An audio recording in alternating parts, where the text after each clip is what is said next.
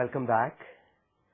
I'm here with Kiran Karnik, and we are discussing my book, India Unbound, The Difficulty of Being Good. I always say India Unbound. You remember that, Gurcharan, all the time. Your book, Gurcharan, I want to take you off right on that one and, ask you a little bit about your journey in writing this book. You've had an amazing corporate career. In fact, young people I know from my generation looked up to you as a role model for what a great corporate person can be. And then suddenly, at the peak of your career, when you could have not peaked, you were on much higher, you decided to just take off and retire in quotes and start writing. And as part of that, a few years later, you decided to move from your stages of, brahmacharya and, grahasti, where you looked after things, and then move on to the third stage of really stepping back and looking at things.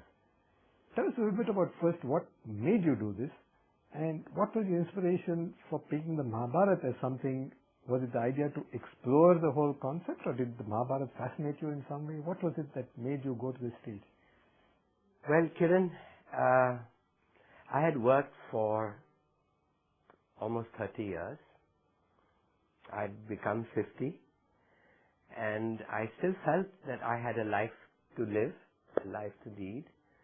And also I had had great fun, making deals and running a business. But there is so long that an adult male can come to the office day after day and look at the market share of Vicks VapoRub or Ariel detergent or Pampers. So it was time to do something else. Now, of course, I had been writing all along. At 50, my children were grown up. One was in college, but the other one had finished and was sort of settled, as we say. And it seemed I had sufficient savings. Now, you have to realize your needs have to be limited. If you have unlimited needs, if you don't want to have a yacht and a private airplane, then you can think like this. And I had to sit down with my wife and do the sums and show her that this would be the cash flow, investments would yield so much return, this is what our running expenses of the house would be. And it's worked out that way.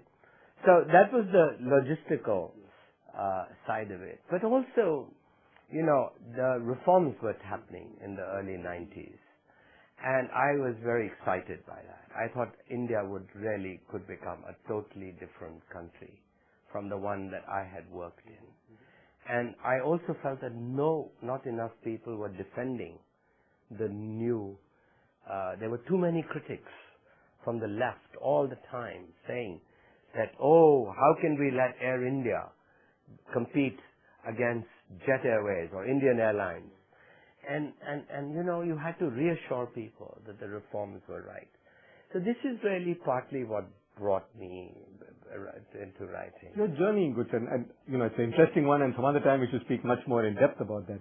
But what would be your advice to young people today? Is this something you would tell them that at some stage in their career they need to step back, or do you think that's only for exceptional people? I think all of us really, we all have moments like this. We say, look, I've been going to work every day, and what have I actually achieved? We all have that feeling of the futility of work. That's nothing new. But I think more of us should have the guts to get out of it and try to do something completely different. Of course, it's very hard work, Kiran. That's why it's a retirement in quotes, because I know how hard you've been working. You get up at what? 5 in the morning? Well, I get up early. I'm at my desk at 6. And I go from my bedroom to my study, and then I write flat out from 6 to 12. And while I'm there, I eat breakfast while I'm writing. I have a cup of tea while I'm writing.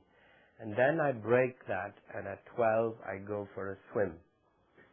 and then after a swim, have a light lunch, and then I actually lie down, totally horizontal, and I read the newspapers lying down, because the back has been strained for so long. Sitting, yes.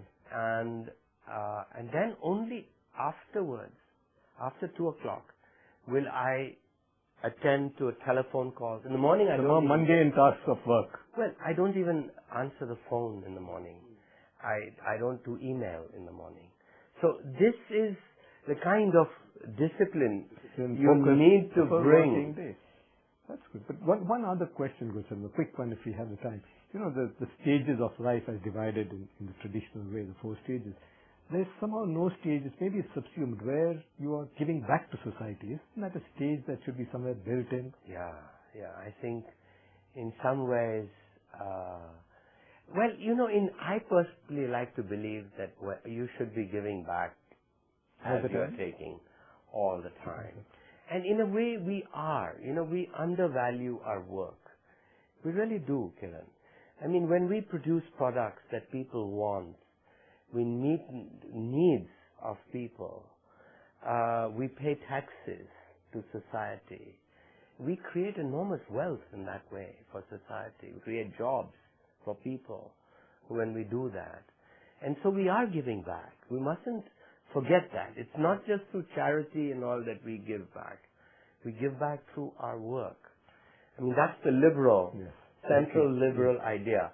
And even in this book on the Mahabharata, I've tried to cull out this central liberal truth out of this great epic of our times. I think our time is up. Thank you, Kiran. Congratulations on a great book.